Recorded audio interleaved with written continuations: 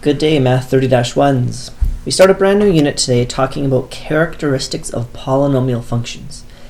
Now, polynomial functions are a very specific type of function, very different from rationals and radicals and absolute value functions and exponentials. They're basically their own set of functions, and there are many polynomial functions, and you've seen them before. A line is a polynomial, a quadratic is a polynomial, and we'll start to see more as our powers start to get larger. So the first conversation is really asking, what is a polynomial? And there is a bit of a mathy notation for what a polynomial is, and maybe we'll keep it a little bit simpler, and we'll say that we've got some polynomial function where there could be some coefficient in front of x to the power of, call it n. Now, n could be a 2 or a 3 or a 4 or a 5 or a 6. It could be some sort of whole number. And we kind of keep traveling down. And I'm going to say there's another coefficient right here, but I'm going to give it a subscript to say this is the coefficient for the power that has an n on it. And then I'll say here's the coefficient for a different power that's one less. So this might be a quadratic x squared, and this would be x to the 1, and the next one would be x to the 0. But we can keep descending down maybe the name of the coefficient, and then actually descending down the power on your variable. And this would eventually continue until we get to something like we'll say x to the 1 and an x to the 0, where there is in fact coefficients on those as well.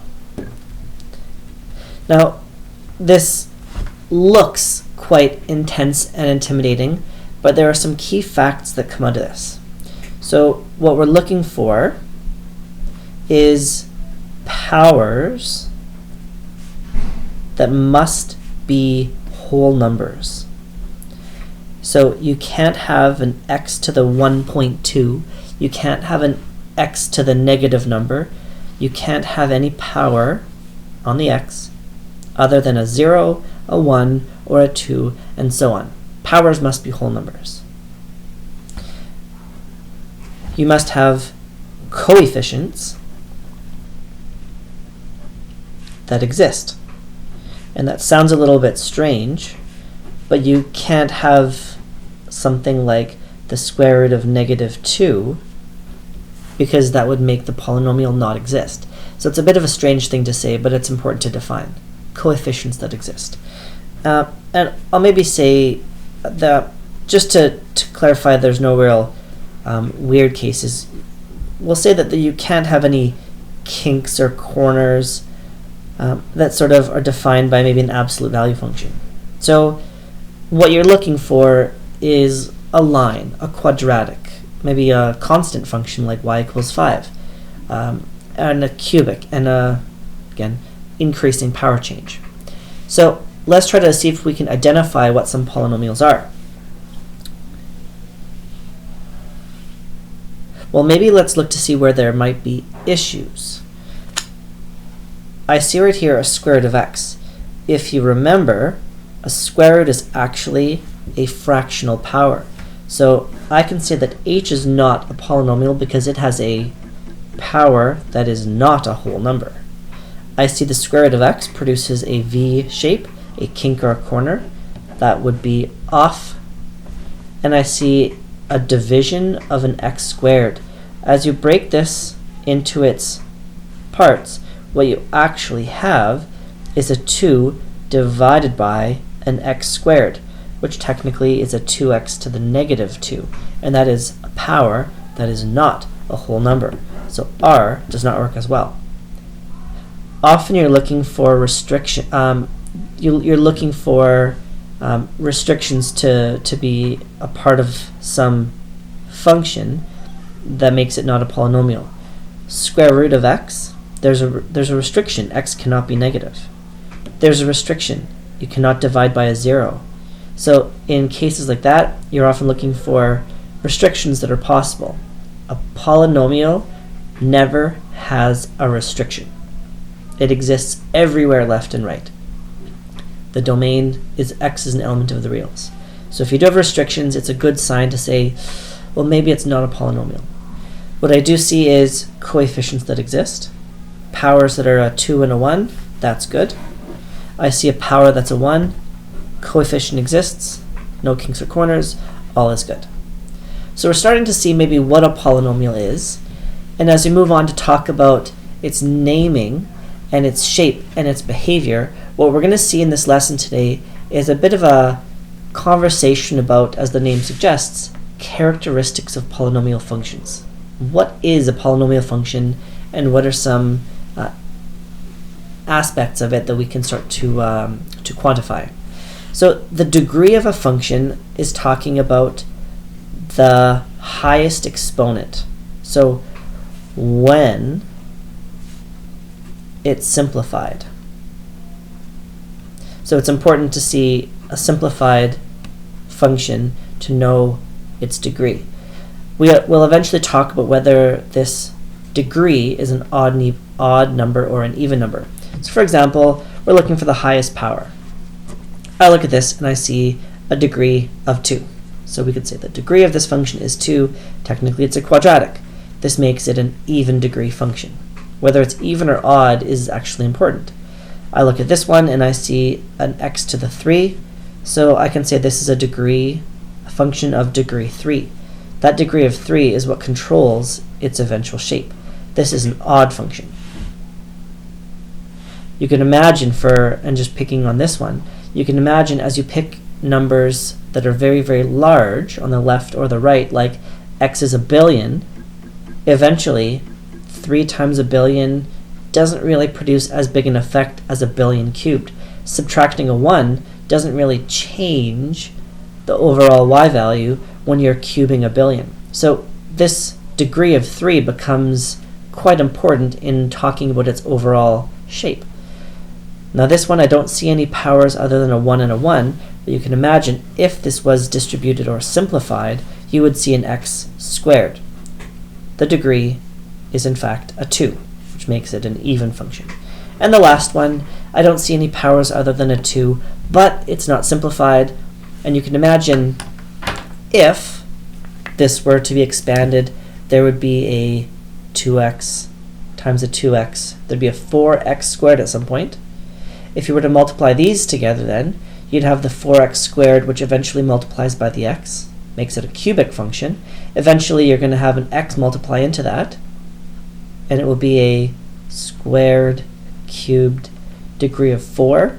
And then by another one, this eventually is a degree of 5. An easy way to look at a factored form and produce its degree is to add up all the powers on the factors. 1 and 1 and 2 and 1 adds up to a degree of 5. This becomes an odd function. The degree of a function is quite important, almost as important as something called the leading coefficient. So we've talked about the kind of almost naming of a function, whether it's a quadratic or a cubic or a quadratic, or eventually we'll call this a quintic. But the leading coefficient is really the number attached to the variable with the largest exponent. So what is the coefficient on the term with the highest exponent? Often this is typically in front of the equation. Now the sign on the leading coefficient tells us a little bit about the end behavior, or about the trend going outwards. So what is the leading coefficient? You're looking at the highest term, x squared. I see a number 4 attached. The leading coefficient is a positive 4. So the leading coefficient is a positive 4. The leading coefficient is attached to the x cubed term. The leading coefficient is a negative 2. The leading coefficient is not the 8. It is another negative 2. Again, we're looking for the term with the highest power. And here, again, it's factored, but you can imagine these are going to help create your 2x squared. then eventually there's a negative attached to it, so you almost have to examine where would the x squared or highest term come from, and that becomes your leading coefficient term. So in fact the last three were all the same thing. So the degree of a function and the leading coefficient are two quite important characteristics that will help us out. I'm actually going to come back to talking about x-intercepts and y-intercepts, and I want to examine how these degree and leading coefficient aspects come together. Now I have a little bit of a chart here which organizes whether the degree of a function is an x squared or an x to the 4 or an x to the 6, or if it's x to the 1, x to the 3, x to the 5, and so on. So what is the degree of a function? And so on. Or whether the leading coefficient is a positive or a negative. Now I like to sort of examine what happens if a function was even and positive. And I'm going to pick the most even positive function I can think of. Positive x squared. I know that that looks something like this. It's a parabola that opens up.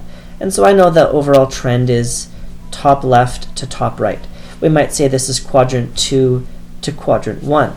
We might say up and up as we move from left to right. Now I could imagine a even negative function, and the most basic even negative function is probably a negative x squared. I know this is a parabola that opens down. I might say this is quadrant 3 to quadrant 4, or sort of a bottom to bottom. And this is the overall trend of these functions.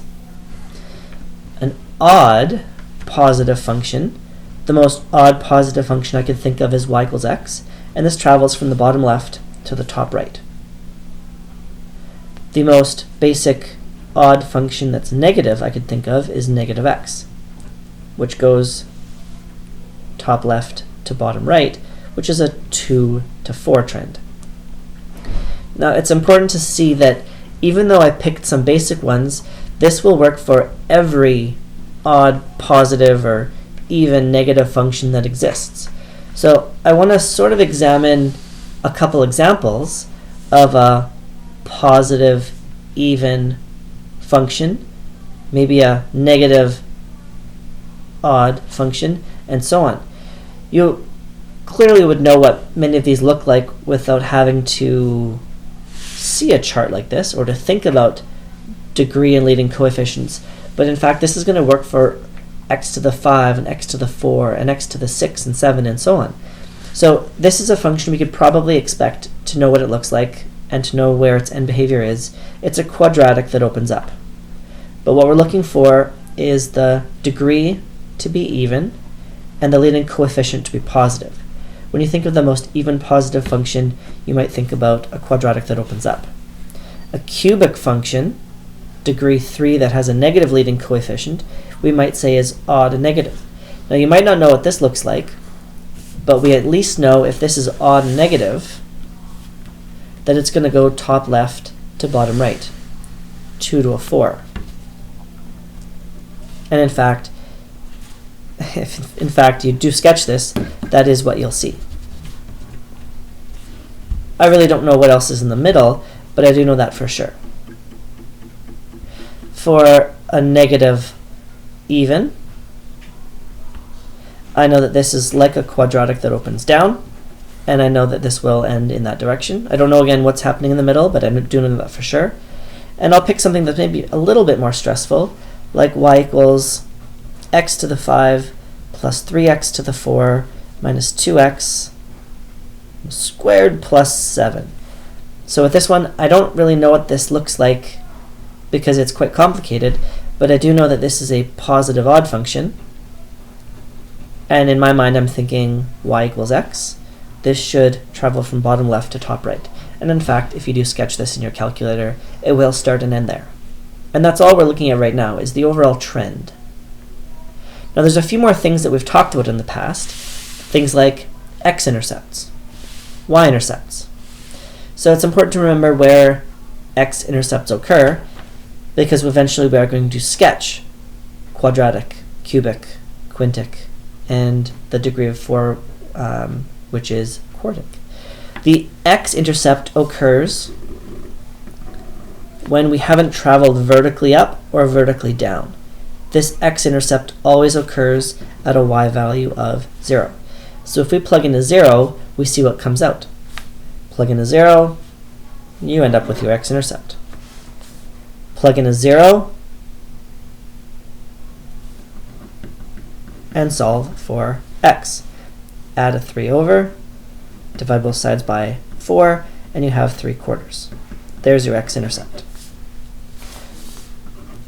A factored form is very helpful because we can see x equals 3 and x equals 1. We're asking when does each factor equal 0. So in a little mini equation, when does this equal 0? When does this equal 0? This one's a little bit more complicated, but what we're starting to ask is questions like maybe how many x-intercepts are possible. So the intent of this question is to ask how many x-intercepts are possible. Now, you could probably imagine graphing this in your calculator and seeing what it looks like, but there's some interesting things that happen as we start to graph a constant function, a linear function, a quadratic, a cubic, and a quartic. So if you were to graph the first one, it looks like a horizontal line. For the second one, what you start to see is a linear function. With a quadratic, we see it have from 0 to 1 to 2. You might make a wild guess. And what's actually starting to happen in these functions is we're starting to see one more bend occur. So this is like a quadratic that's straight that maybe starts to curve. What we see from a quadratic to a cubic is maybe this shape where it's doing a quadratic shape and then doing one more bend in it. Now I'm not sure exactly if this is what this looks like, but I can tell you that there is the possibility of having 3 functions, 3 x-intercepts. That is based on the degree of the function, which is in fact a 3. A degree of 4, now again, it's possible to have a degree of 4, and so if you were to guess what this function looks like, you might just throw another loop on this one and say maybe it does that. Maybe it's got a possibility of having 4. In fact, if you sketch this, it will look nothing like that, but what's important to say is that we might have 4 possible x-intercepts, and if this whole thing shifts up, maybe you have none. Maybe only one of these vertices touches. There's many different scenarios, but the maximum possible number of x-intercepts is based on the degree of a function. So right now we don't know how to sketch properly, but we can talk about defining a number of x-intercepts, which in this case is 4. A cubic function, the maximum possible number of x-intercepts is in fact a 3. That's important to say. For y-intercepts, these happen when we haven't traveled left or right anywhere, and we're talking about an x equals 0 location. So the y-intercept occurs when x is 0. If you were to plug a 0 into all these x's, 0 comes out. Plug a 0 into these x's, and all the terms become 0, and a 0 minus 1. 8 plus 0 minus 0, 8 comes out. 0 plus 6, 6 comes out. In fact, every one of these has something in common. Your y-intercept is always the term without a variable. An easiest way to find the y-intercept is to look at the constant term, which doesn't have a variable. That's an easy way of getting your y-intercepts.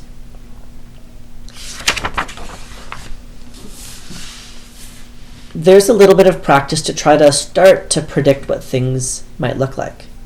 I can look at something that's linear and very confidently say slope of -1, y-intercept of 5, and say it looks something like this. I know this is an x to the 1, an odd degree function with a negative leading coefficient which travels from 2 to 4. I know the y-intercept is at 5, and the maximum number of possible intercepts is matching the degree, which is 1. I know what this looks like, roughly. It's a quadratic that opens up. I really don't know where the x-intercepts are, so I'm just sort of going to guess that it looks something like this. I also know the y-intercept is at a negative 5, so maybe I'll just loop down like this, and it's not a perfect graph, but it's at least a general trend. I know this is an even degree function with a positive leading coefficient and a y-intercept of negative 5. The maximum number of x-intercepts is 2. For the last one, I know this is a negative leading coefficient on a degree of 5, which makes it odd. 5 possible x-intercepts, and the y-intercept occurs at the constant of 2. So there's a place that we know. Now, I do know that a odd negative function, in my mind I'm thinking y equals negative x, travels from the top left to the bottom right. And so if I were to guess, I would basically draw some sort of shape that crosses maybe 1, 2, 3, 4, 5 times, and say, sure, maybe it looks like this. And maybe it doesn't look anything like that, and maybe it just does, couple loops, and maybe it's got 1, 2, 3, 4, 5 sort of bends in it, but this might only cross 3 times. But at least we have a guess, and better than maybe we would have been able to do at the start of class.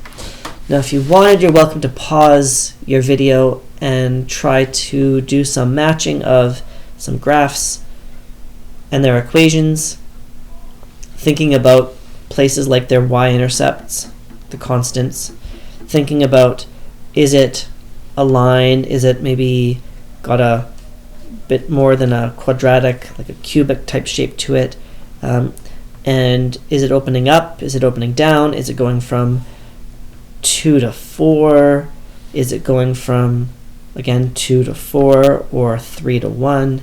So feel free to pause the screen, give it a try, and we have one last question to examine at the end, looking at an application of a polynomial function.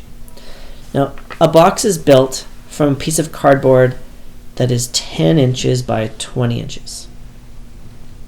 So if you're actually looking at taking a two-dimensional piece of paper and creating from it a box, it's actually quite a simple task. So imagine for a moment we had a piece of paper and we were to cut out, and I'll do this quite quickly, cut out some squares from each corner.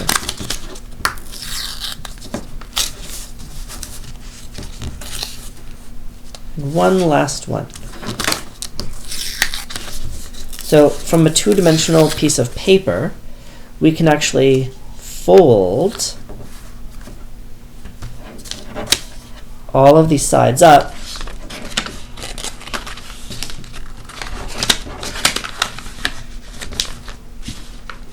and what is created is a very, very poorly three-dimensional box.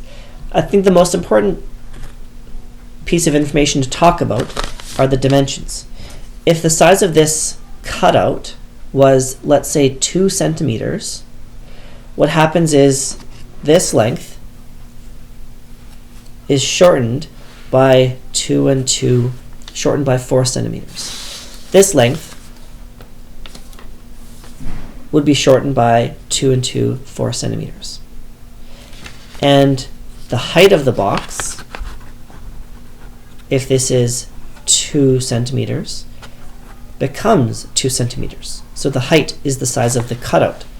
So when you're making a box from a two-dimensional piece of paper, we're cutting out some corners and adjusting the lengths to create its dimensions. So imagine for a moment we had a 20-inch by 10-inch piece of cardboard, and we cut out some squares of side length x.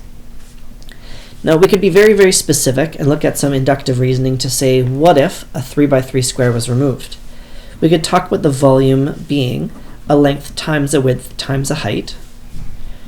The length, let's say, was 20, but we took off 2 3s. The width was 10, but we took off 2 3s. And the height, as this length of maybe 3 gets folded up, will become our height. So we have a 20 minus a 6, we have a 10 minus a 6, and we have a 3. So this box would be 14 by 4 by 3. And if you multiply those together, we'd have 168 cubic inch box. Now that's, again, inductively thinking, and we want to think a bit more deductively using variables. We want to think about every box at the same time. So what if the question was determine the maximum volume and the size of the square that would accomplish this? Let's redo this calculation, length times width times height, and make every box calculated in this one next line. So the length was 20, but we're going to take off 2 of these x's. We're not going to call it 3. Let's leave that